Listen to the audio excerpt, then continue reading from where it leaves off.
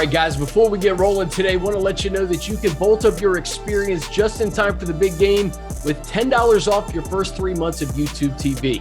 You get access to 85 plus live TV channels, unlimited DVR space, and game day features like Key Plays. Just be sure to record the game and then use the Key Plays view right in the YouTube TV app. Catch up on all the highlights you may have missed. Plus, you can cancel at any time. No hidden fees. That's a touchdown. YouTube TV. Try it free and then save $10 per month for your first 3 months. Terms apply. Cancel anytime. What's up, guys? Welcome into a brand new episode of Chargers Weekly, powered by YouTube TV, alongside Matt Money Smith, Chris Hayre here with you. In Money, it's draft season. We're going to talk to Chris Trapasso of CBS Sports, get a little insight on the Senior Bowl, who he has mocked to the Chargers in a very early mock draft. But we got some breaking news this morning. The Chargers, a new special teams coordinator, Ryan Ficken from the Minnesota Vikings, spent 15 seasons with the Vikes, and now he's going to be a Charger. Yeah, I wish I could say I knew something about Coach Ficken. I'm sure, Brandon Staley and Tom Telesco and everybody did their due diligence when trying to put this thing together. And he was the guy they landed on. I'm happy to have someone. I'm sure they went through a pretty exhaustive process. I think, Coach Tabor was someone that they had kind of connected with Coach Staley because of his time in Chicago. And I know they were trying to make a connection there with a coach in Denver who was out of a job because, both Vic Fangio and Matt Nagy got fired. So those guys were available, but Ficken's the guy. And certainly Chris, it's something we've been talking about for a long time, and, just how important special teams are and how not good the Chargers have been at it for quite a while. Now they did pick up certainly in the second half of the season with Dustin Hopkins and Andre Roberts being added to the roster. But it'll be interesting because, look, I think when you think about kickers and punters and returners, just specifically because of the age of Roberts, I'm sure they're going to ask Ficken to do a deep dive into the team and figure out, are we keeping our specialists? Are we redoing all of our specialists? What's the operation in terms of those three players? I think specifically punter, kicker, long snapper.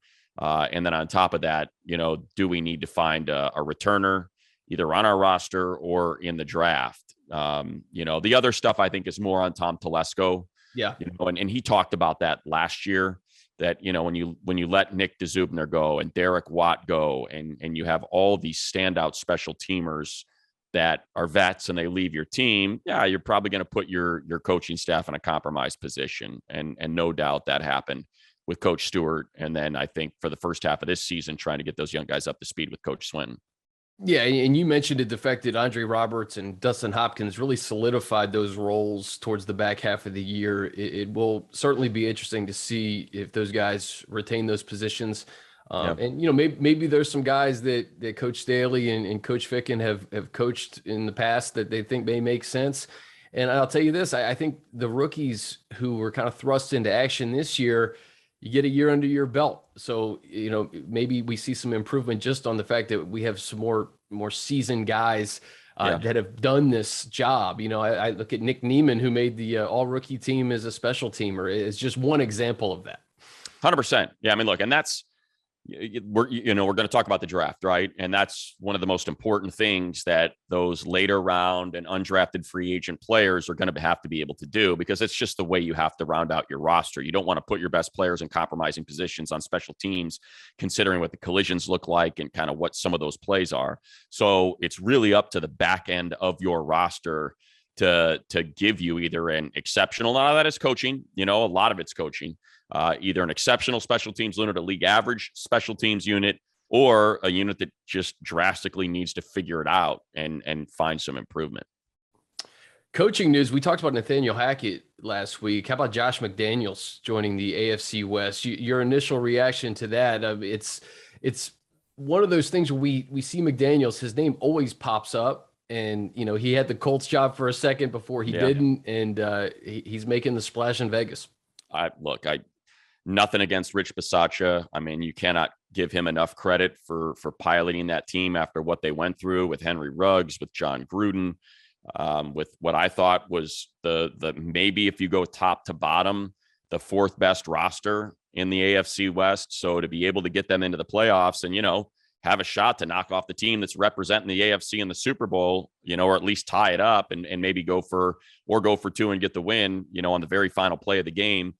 He deserves a ton of credit. And so does Mike Mayock. But, with them being out, I don't think there's any question. You ask around the league when it comes to, the bright minds that are coaching offense, what Josh McDaniels is able to do. And you just think about, look, Tim Tebow, even though it perhaps cost him his job in Denver, Tim Tebow got him a playoff win over the Steelers. I mean, in their prime, he was able to make it work with Matt Castle. He was able to make it work with Mac Jones, and obviously all those years with Tom Brady. So not to take a shot at Bisaccia or John Gruden for that matter, but I think it's an upgrade. I think if Josh's issues weren't, Coach McDaniel's issues weren't, play calling or inability to understand offense, or feel the team that was going to be competitive, was personality driven.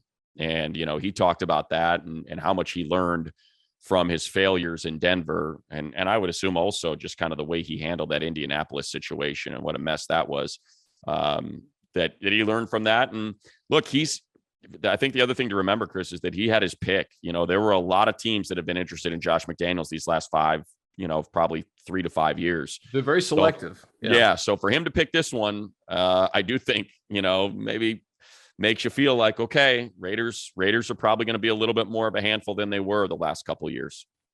And then, of course, the Super Bowl, we'd be remiss if we didn't mention the fact that the Bengals and the Rams are playing at SoFi Stadium in a week and change. And, the fact that the Bengals were able to roll into Arrowhead and it was a tale of two halves to get that win and go to the Super Bowl. Money, this is just fact. I mean, if you take us back to the beginning of December and it's 24-0 in Cincinnati, and I come into the booth and I said, Money, one of these two teams is going to be in the Super Bowl in February. I mean, it's just amazing how close the Chargers are. And I guess I get it. At 41-22 in the regular season, it's a whole different animal than winning in the postseason and getting to the Super Bowl.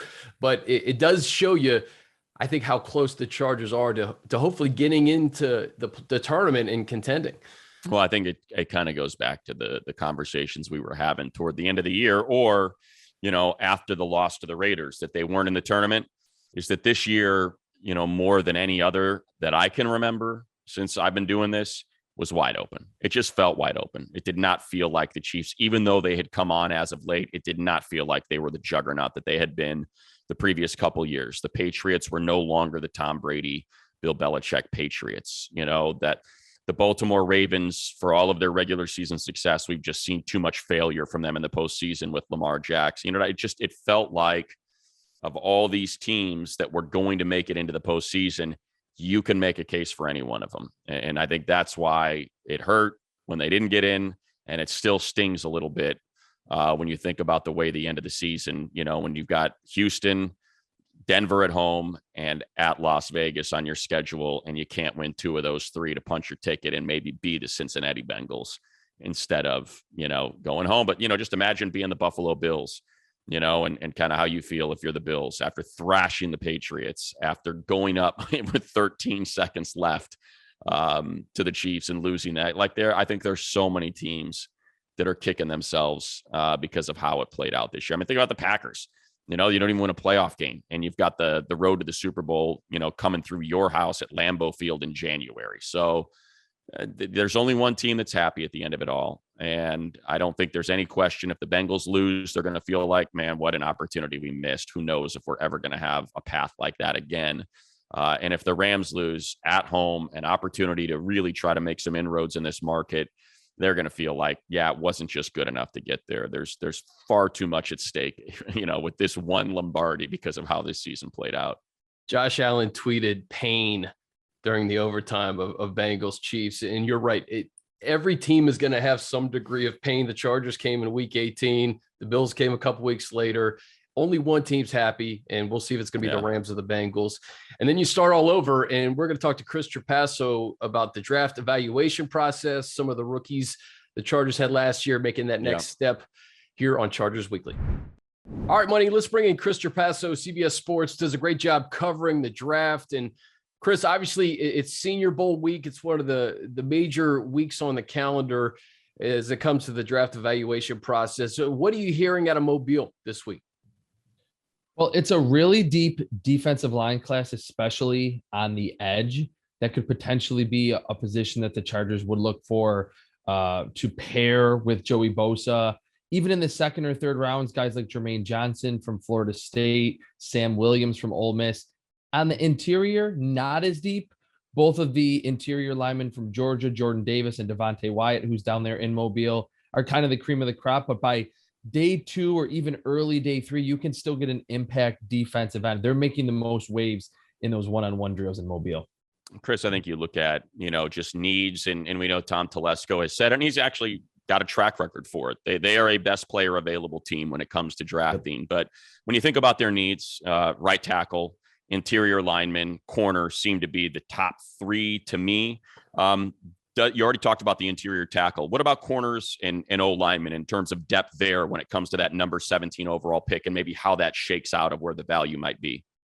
Yeah, after Derek Stingley, who's probably going to be the first cornerback off the board, probably sometime in the top 10, there's about 3 or 4 candidates who could be available and that feel right at number 17 overall. Kyer Elam from Florida is a big, long, physical man-to-man cornerback. I think he would be a great or would formulate a great tandem with Asante Samuel Jr., who's a little bit smaller and quicker. There's Trent McDuffie from Washington, Roger McCreary, who had a long, illustrious career at Auburn. So there's like 3 or 4 players that I think will sneak into the back half of round 1. And for a team that needs a cornerback that certainly has all the weapons and the quarterback on the offensive side, I certainly wouldn't hate if the Chargers went corner or someone up front at number 17 overall.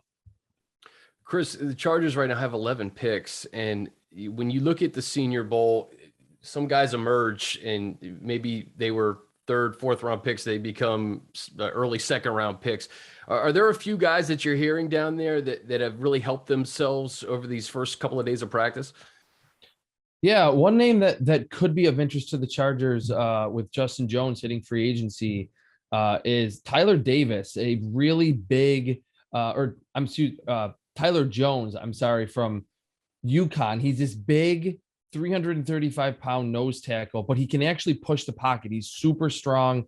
He's someone that is playing somewhat of a devalued position, but if you can be someone that can just use your strength to reset the line of scrimmage in the run game and as a pass rusher, I think that's huge. And one other player, he's pretty raw, but he plays the cornerback position. And if the Chargers don't go in that direction in round 1, 2nd or 3rd round, he might be available. Tariq Woolen from UTSA, the Roadrunners, 6'3", almost 6'4", 205 pounds, super explosive. You see it on film when he was at UTSA, and during these first couple of practices in Mobile, he showcased that his length and his speed, even though he's not the quickest cornerback in this draft, can be a asset to him. So he's someone that we all wanted to see how he would perform against a lot of prospects from the Power 5 conference. And at his size and his length, he could add another dimension to this Chargers secondary. Chris, I mentioned the O-line, and look, they hit a home run. I mean, I don't know, a grand slam with Rashawn Slater. I mean, it is one of the most impressive rookie campaigns we've ever seen for a tackle. But at the same time, if you've got kind of, what they were faced with in Storm Norton on the other side, and, credit to Storm for stepping in when Balaga couldn't go a full game to start the season, probably something that needs to be addressed. In terms of value, and kind of what you've seen for that tackle position, and maybe more of a right tackle. It feels like guys are so interchangeable now. You can kick him inside. Oh, that left tackle can play right. He's a better right than a left. What do you see there, like in that 17 range? Or do you feel like there's more value in the 2nd and 3rd round for that position?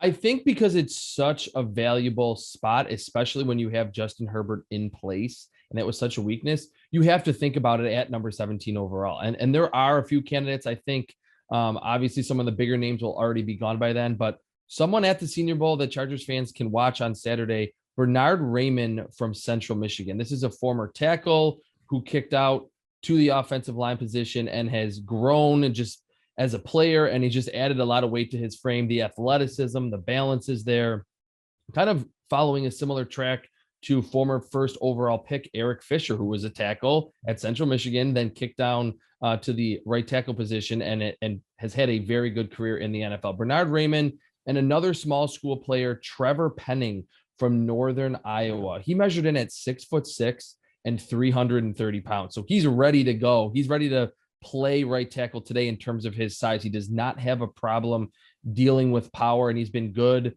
over these first couple practices at Mobile. So I think at 17, you could think about corner, you could think about other positions, but with the top priority being protecting Justin Herbert and not allowing the offensive line to be held back, and the offense in general, by a weak spot, by one weak spot up front, you have to think long and hard about picking one of these offensive tackles potentially at number 17 overall.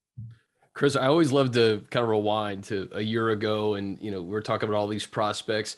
The fact that Rashawn Slater had not played the season before, and there was him versus Sewell, and Rashawn goes at number 13 overall.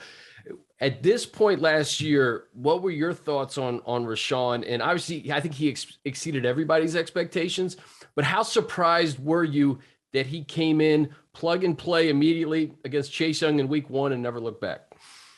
I was a little bit surprised. He was my number 2 offensive tackle in last year's draft class. And I loved Penei Sewell, but I thought Rashawn Slater was pretty close behind him. And he played actually for the full 16-game stretch better than Penei Sewell. Penei Sewell came on strong later in the season, but Rashawn Slater, to start the season against Chase Young and then face Micah Parsons the next week, have tough matchups against Max Crosby all in the first month of his season, and pass those tests with flying colors was a testament, I think, to the work that he did after opting out. And we saw a lot of those opt-out players, Rashawn Slater, Micah Parsons, Jamar Chase, really be able to hit the ground running in their rookie seasons. I thought Slater was going to have some problems dealing with the bigger, more powerful blockers because he's not absolutely mammoth at left tackle, but his technique and his balance and his quickness, I think, really allowed him to be right away a top 10 offensive tackle in the NFL.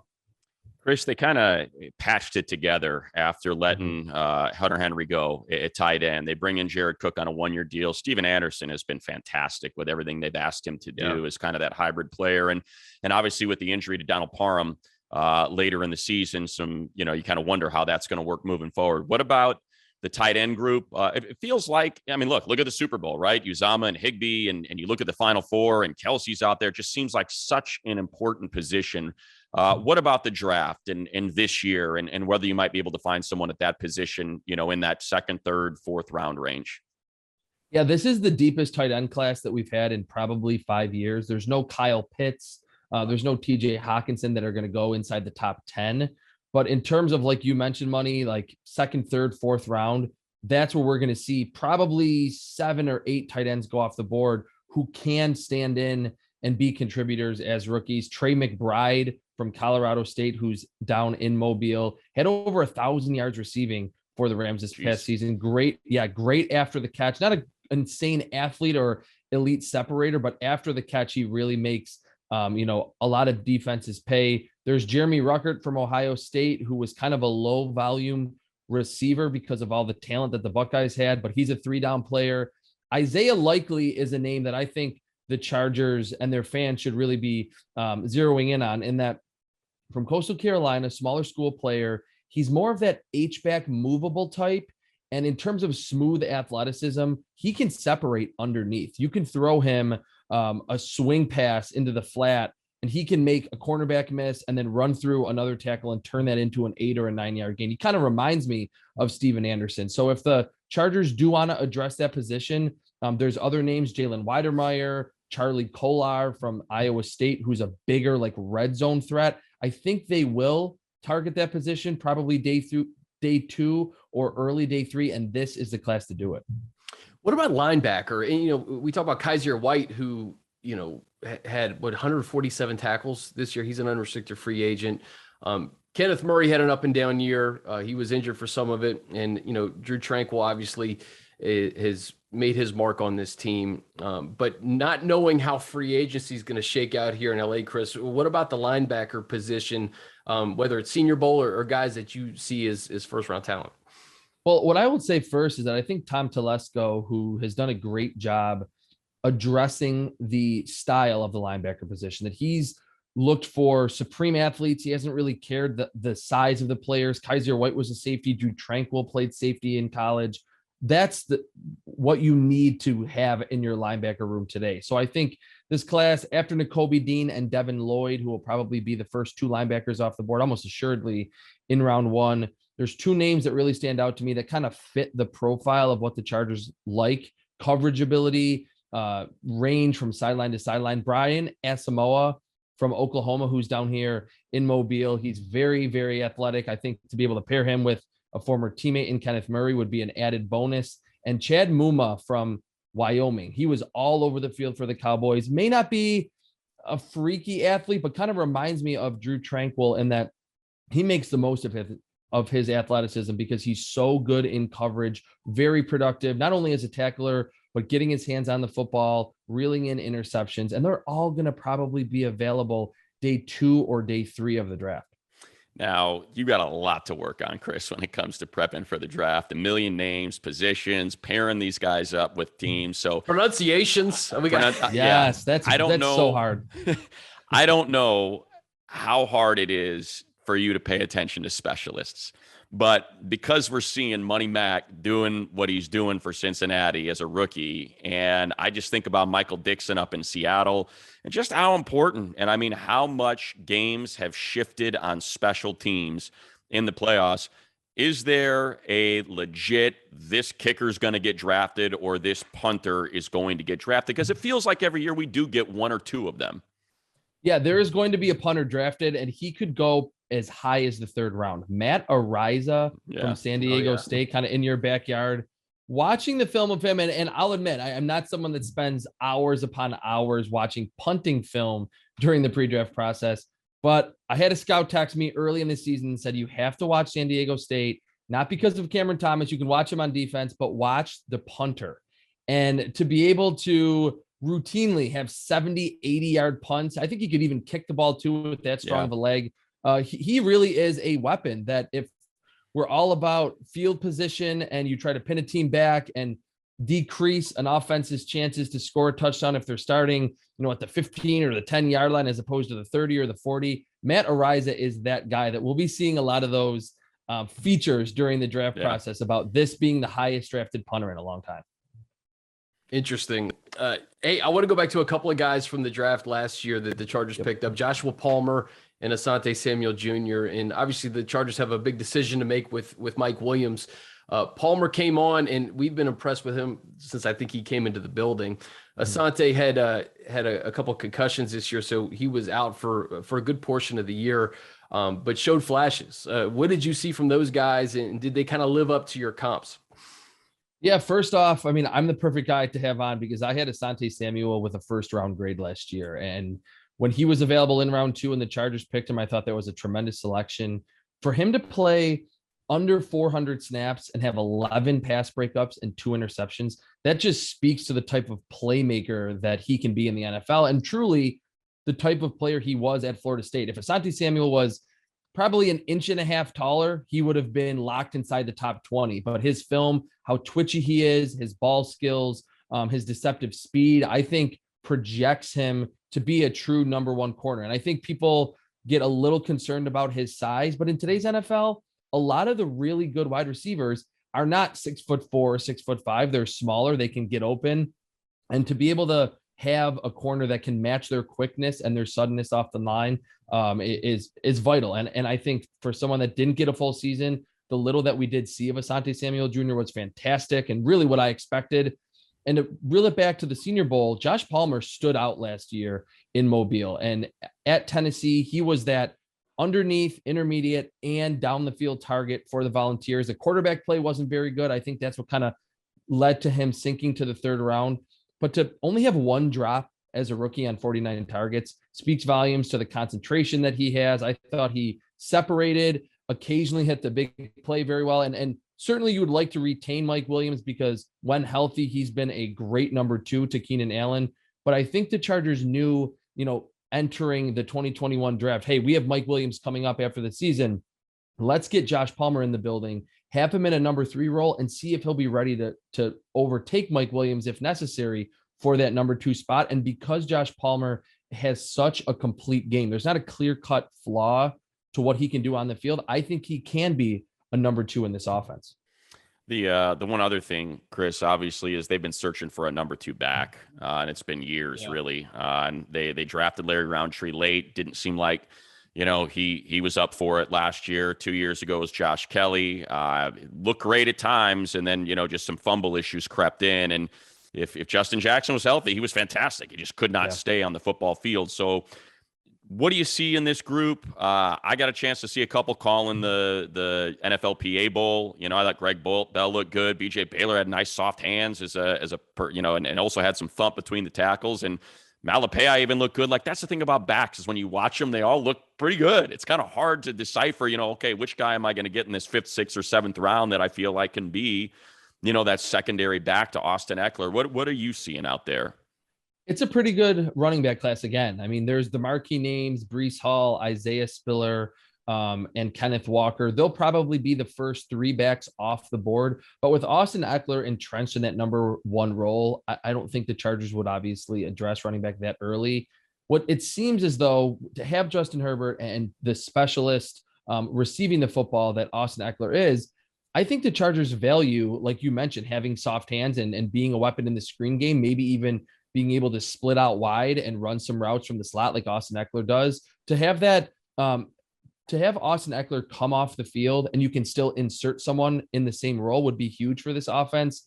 2 players really stick out to me to kind of fit that mold. It will probably be available 4th, 5th round. Rashad White from Arizona State, very slippery player, just naturally elusive, and the contact balance is very good. He actually reminds me a lot of his former teammate, Eno Benjamin, who went late in the draft last year. I think he's in for a big second season there with the Cardinals. And James Cook, the brother of Dalvin Cook, who, if you look at his screenshot on the Georgia website, looks identical to his brother. Like, you could have those 2 be interchanged and you wouldn't even realize it. He was kind of used in that Deebo Samuel wide back role in college for the Bulldogs, that they literally put him out wide on occasion, had him run double moves in the college football playoff against Michigan. Very subtly elusive, not crazy athleticism to the level of his brother, but the speed and just the natural running ability are there. So I think later in the draft, 4th or 5th round, if they really are going best player available, one of those 2 backs would make a lot of sense. Just real quick, Chris, what about thumpers? Like, because I'd love to see a big back on this team. It just seems like whenever they had those 3rd and 1s and 3rd and 2s, that just for whatever reason, it was tough for Kelly or Roundtree to get those yards. Is there a good looking big back that might be available in one of those mid to late rounds? Yeah, there's a couple. I tweeted it during the season. Brian Robinson from Alabama, who pretty much his entire career was playing behind Najee Harris, other NFL caliber backs there with the Crimson Tide. 6'1", 230 plus pounds.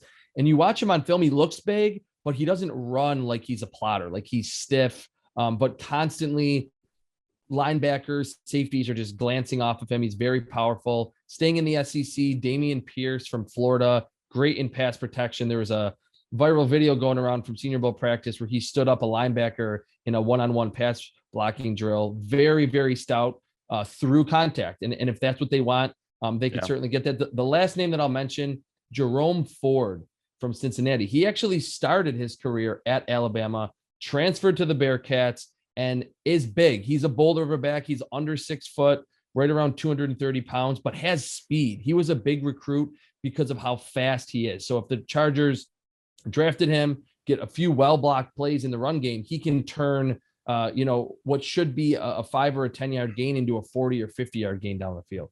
Chris, the way this draft class shakes out, do you see a running back going in the 1st round, or do you see that starting in the 2nd, 3rd round? And I ask that because, we've talked about Tom Telesco taking best available player.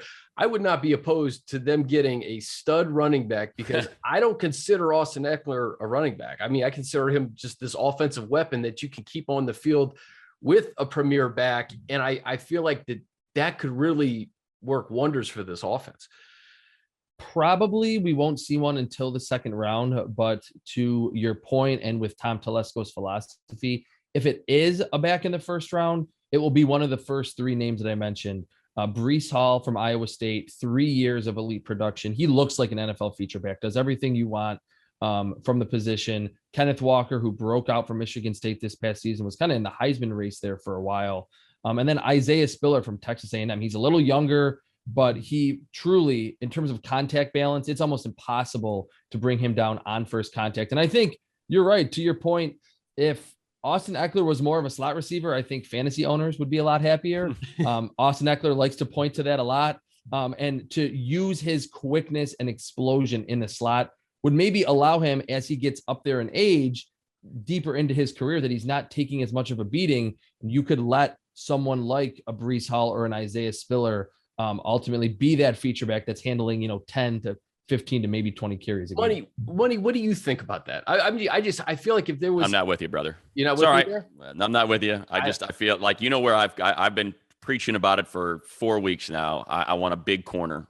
I think that is their number one need. I'm not saying draft a running back in the first round. Oh, okay. That's what I thought you were speaking to. It's 17. I'm saying, can you get one of these premier running backs in the second round? Because if it's, I think so. Yeah, that's what I'm asking, because I agree. They're not going to draft a running back in the first round. Yeah. But if one of these top 3 backs are available in the second round, do you maybe pull the trigger on one of them? Because I think it could change the offense. Yeah, it's what we said. That's just the way Thomas drafted. It's always been vertical versus horizontal is kind of the way the Chargers make their picks. So it wouldn't surprise me. Yeah, if there's value. You know what? Just on that note, Chris, there's that group of elite players, and it's like, oh, they got a big 5. And then after that, who do you think might slide? If would it be Stingley, maybe Sauce Gardner? Like McDuffie seems to be really making some noise at the Senior Bowl, or the premier tackles. And what is it? You got the NC State. I don't even want to try to pronounce his name. You got NC State, the Alabama kid, and so, or the linebackers. Could Dean slip? Is that because it's a linebacker? Like what wouldn't surprise you? My goodness, Derwin slipped to him. Rashawn Slater slipped to him. So we've seen it. Like what would not surprise you? Like this big name ended up sliding to 17. It wouldn't surprise me if Nakobe Dean, the Georgia linebacker, was there. Some early rumblings I've heard is that some teams are a little bit concerned that he's going to be short and he's not going to have long arms. But like I mentioned earlier, and like you guys know, Tom Telesco is fine with, these almost safeties playing the linebacker position. And I think that's what you need in today's NFL. So to have Devin Lloyd as his number one competition to be the first linebacker off the board, and Devin Lloyd is like 6'3" with long arms. Like there's no concerns in terms of the measurements. He'll measure in more like a first round pick, like top 10 or a top 15 selection. Don't be surprised if Nakobe Dean, even though the fluidity is there, the production, he's on a national title winning Georgia team, if he's the one that slips to 17, and we're all wondering, how did the Chargers get another premier player later in the first round? Chris, before I have you plug everything you're doing and what you got going on during the draft process, I know you're a Western New York guy. We just talked about the Bills. How is everything going in Buffalo right now? Well, my dad is just coming down from the loss like 2 weeks later, I think, from the divisional loss. But to have a quarterback entrenched in Josh Allen, I think everyone collectively in the area is just relieved, because it took about 20 years for them to get their guy. And to have, and truly, I believe it's a quarterback league today that's Patrick Mahomes, Josh Allen, Justin Herbert, and Joe Burrow. And they all have similar characteristics in that they're big, they have pretty good arms. I think Joe Burrow actually is the least physically talented of the 4, can improvise outstandingly, can run when they need to, and can make those wow throws. So for the Bills and their fans to be like, hey, we finally have one of those guys, I think there's a lot of optimism looking forward that he's only 26 years old. All right, Chris, promote what you got going on throughout this draft process and where people can follow you. A lot of rankings over the next couple of weeks and months at cbssports.com/NFL/draft. I'm also on TikTok now doing a lot of film reviews of the NFL season, and certainly we'll be diving into a lot of the NFL draft prospects. No dances though. No dance. Yeah, I don't use it for that. I'm just showing film. I'm not going to try any of the trending dances. That would be really bad. Not a bad idea. And find yourself and the last thing that I wanted to promote, if I can, is I'm selling my grading system. I created a grading system for NFL draft prospects over the past 4 years just to be able to sort things a lot easier for CBSSports.com. It's called the Scouting Gradebook. You can find it in a link or in the link in my bio on Twitter, on TikTok, on Instagram. If you want to try your hand at scouting draft prospects, you can do that with the Scouting Gradebook. Nice. Amazing. Very nice. Good stuff, Chris. Love it.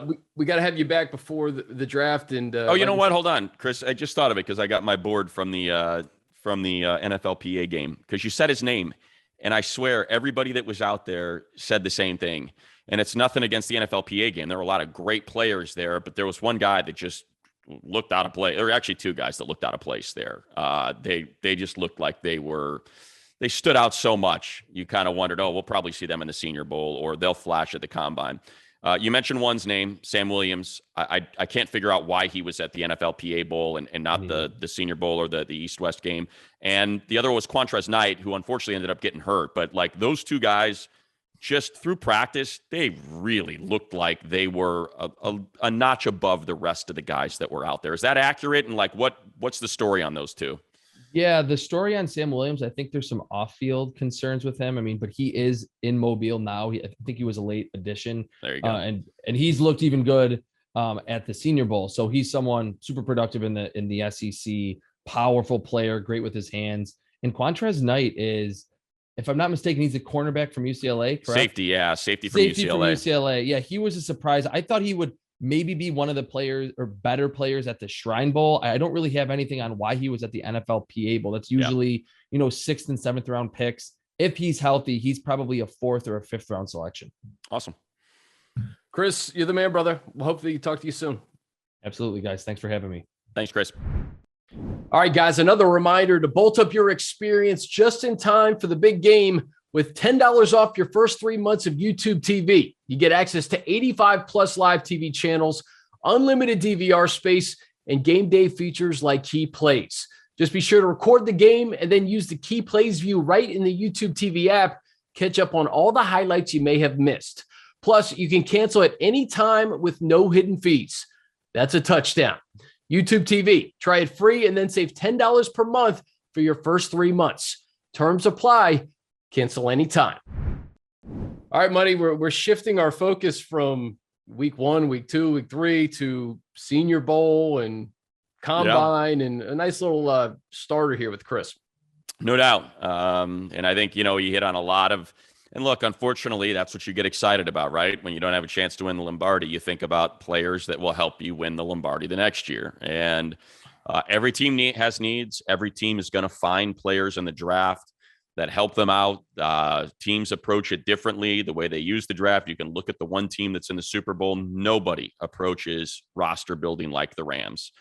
The amount of first-round picks. They're not going to have a 1, 2, or a 3 in the 2022 draft because the 1 went for Matthew Stafford, the 2 and the 3 went for Von Miller. How'd that work out? Pretty darn well. And, Les Snead does such a good job on the back end of that roster and finding guys in the later rounds that contribute, on special teams at positions like linebacker and safety, interior line. And he's able to do that. So everybody's got a different philosophy or approach of how they want to use the draft, plus free agency, plus paying your own teams and your own players. And it can work both ways. You can build and develop through the draft and you can, of course, dip into free agency like the Bengals did, with so many of those players that they have, and they're specifically on their defense were guys that were just signed this offseason in free agency. And you can make it work. And there's no right way or wrong way to, well, there's a wrong way to do it if you do it wrong. But I mean, there's no particular way you're supposed to approach it. It's funny. I was just thinking about it in terms of like Jordan Davis is a perfect example, right? There's so many people that are talking about, Jordan Davis, to the Chargers. They need a big body to help with that run D. And then you'll see the counterpoint to that, which is, well, can you really afford to have a 2-down lineman that isn't really known to rush the passer? And then and then I'll come back and say, well, did you guys happen to see the Chargers this last year? Do you know how many 3rd and 2s and 3rd and 1s and 3rd and 3s that they faced because they couldn't stop the freaking run. So I need to hear about, oh, he's only a 2-down lineman. Yeah, that's fine. If it's 3rd and 8, then it's much better. Give me the 2-down lineman instead of the skinny guy that's running upfield the whole time, and they're in a bunch of 3rd and 1s, and it's the worst 3rd down defense in the league. So it is funny how people unpack all these players that are supposed to help you. Oh, that wouldn't be a great pick. I'm in the middle of it. I'll be going out to the combine in a couple of weeks. It cracks me up, and I'm such a fan of this whole time of year for the teams and for all the football fans, and specifically the Chargers. Last thing, how was the NFLPA game for you? You and Bucky looking sharp calling it? It was great. I really enjoyed it. It's my first time calling it. It's the first time they put me on one of those 3 games, so I certainly appreciate the folks over at NFL Network, Charlie and those guys for tabbing me, and Flo to call that game. And Buck was great and obviously knows every player out there. But it's fun to see those players, like Sam Cunningham's a perfect example, right? Just shine and like, oh, now he's in, why is this guy, or Sam Williams, I said Cunningham, geez, Sam Williams, 6'3.5", 260 pounds, flying off the edge. He's got 35-inch arms, and you just see it. And so it's fun to get in early on things like that. And then you see the local guys play well. And then there's the small school players. We had a guy by the name of Deshaun Dixon that was fantastic at wide receiver out of Nichols, that raised his hand. We had another guy, Jaquez Ezzard out of Sam Houston State, who looked really good out there. The MVP was Cole Kelly, who's out of Southeastern Louisiana. He was an Arkansas transfer, and he's a giant. He's like 6'7", 240 pounds, rushed for 16 touchdowns, threw for 5,000 yards. So Cole was great. So it was a lot of fun. It's especially those because, we all know what the first round is going to look like for the most part. We recognize a lot of those names, but when you start getting into the 6th and 7th round, that's what a lot of these players are. And that was a lot of fun. 130, I think the stat was 139 players from the NFLPA Bowl from the last 3 years are on NFL rosters. So it's just as important to get the back end of that roster. I mean, to name a few, Tariq Cohen, Darnell Mooney, L'Jarius Sneed for the Chiefs, Samson Ebukam of the 49ers, like big time players that made their way through the NFLPA Bowl. So it's a lot of fun to be part of that. Yeah, I love this process because when you see some of these guys at the Senior Bowl, and I remember when Justin Herbert was at the Senior Bowl, he had crowds around him, and we had no idea where he was going to go. I remember when Kaiser White was a safety in the Senior Bowl out of West Virginia, and just look at Mac Jones last year. Jones last year. I remember the big when Baker went, how big of a deal it was because I think he came late, and it's fun to look back during this process. And just another example, I did a piece for CBS on Demetric Felton from UCLA. We had no idea where he was. NFLPA Bowl guy. Yeah. And he was he was a standout for the Browns on special teams this year. So you never know where these guys are going to go. And you hope that, you get to see some of their stories as Chargers, and we'll see this kind of process play out over the next few months. We'll have you covered. And then of course, next week, Super Bowl week here in LA, we'll be back with another episode of Chargers Weekly powered by YouTube TV. For Matt Money Smith, I'm Chris Hayre. We'll see you next week.